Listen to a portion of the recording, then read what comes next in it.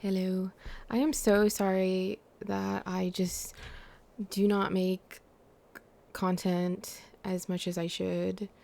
And I think I'm saying also sorry to myself because I really do want to, but I feel like lately I've just been kind of, I don't know, just making videos is a lot of work. And especially if they're not TikTok videos, because TikTok videos are a little easier to like edit and do stuff and blah, blah, blah. So I'm going to keep this short. Because, well, I do want this to upload faster. But I did read A Single Man. I finished this book.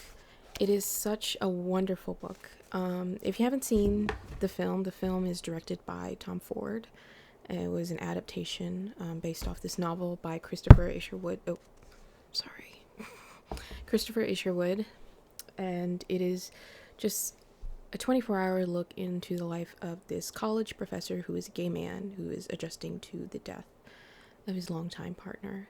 And yes, it is another sad romance story because I guess I'm a sad person. But it is such a beautiful story. Obviously, with the film adaptation, it is I think, a little bit different. There's some aspects that are different from the original story of the novel itself. But, I mean, the novel, and also I would say some of the language in the novel is a little bit outdated. Because, I mean, it was actually written in the 60s. Like, it was pretty much a modern day novel written at the time it was set.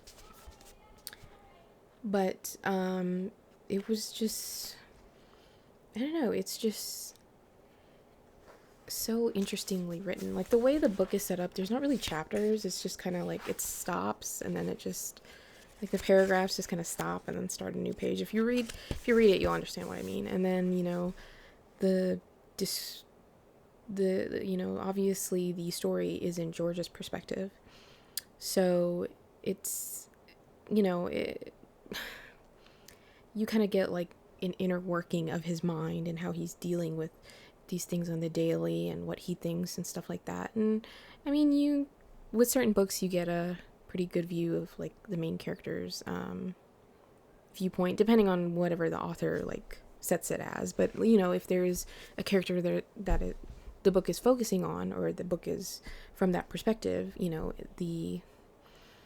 it's kind of funny because like the descriptions are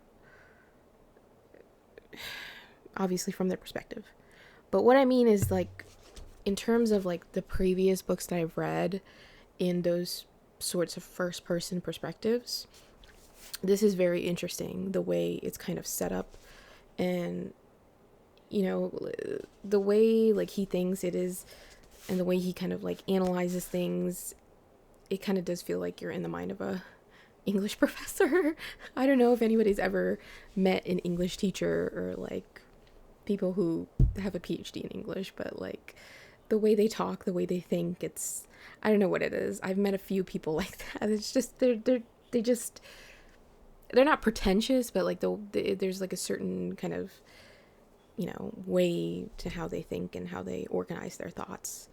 So it's very distinct in that way, which is why I like the novel, because it's so distinctively George. And with some novels, the first person perspective is very, obviously the person, like the characters are, depending on whatever the novel is, they're different, obviously.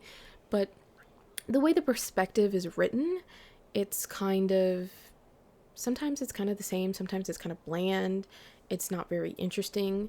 This, I really feel like, is probably one of the most interesting perspectives I've ever read. And I've always loved the story because I watch the film all the time. And I just feel like Tom Ford did a great job of adapting this into a film. So to keep it short, because I know I'm not going to edit this, I am so lazy. Yeah, definitely check out the novel and the film. Both are really great, in my opinion. I love it. But thank you.